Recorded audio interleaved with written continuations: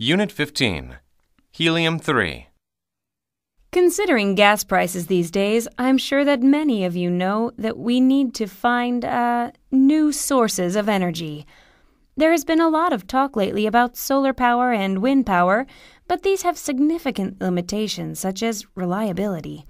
Now, nuclear power is considered one of the best alternatives, but it produces nuclear waste, which remains deadly for generations. Even more chilling is that fact that an accident can lead to disaster, as we saw a number of years ago in Russia. So my topic today will be about helium-3. This has the potential to be the future of energy.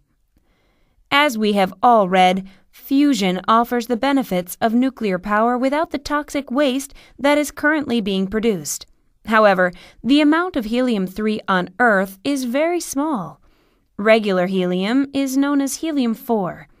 This is what you put in balloons, but helium-3 is different. It only has one neutron as opposed to the two found in helium-4.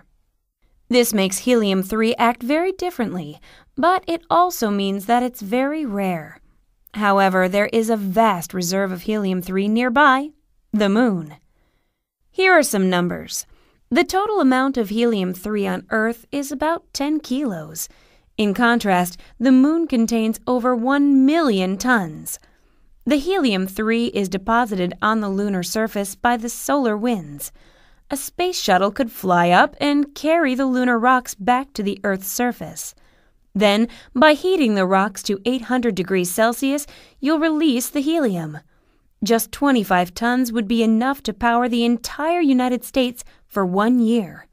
So, how does it work? It's fairly simple. The helium is combined with deuterium, which is an isotope of hydrogen. The two gases are then enclosed using electric and magnetic barriers. As the gases get heated, they will fuse together and release protons.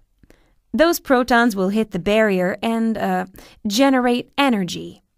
So what's the catch? Well, fusion technology has yet to be fully developed. Some scientists believe that it will take at least 30 more years to be able to exploit this source of fuel. However, take a look at this chart.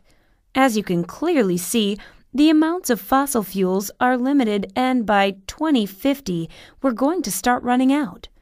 That means if we get started on this right away, we'll be in a position to transition away from fossil fuels just as their supply starts to dry up.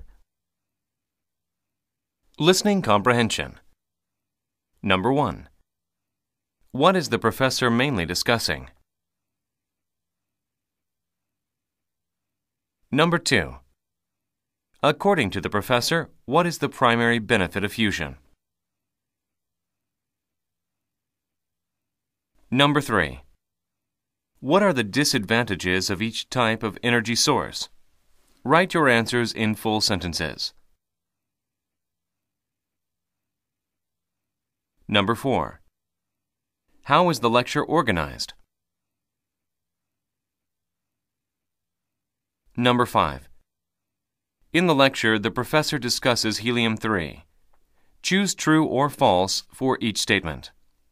Put a check in the correct box for each sentence.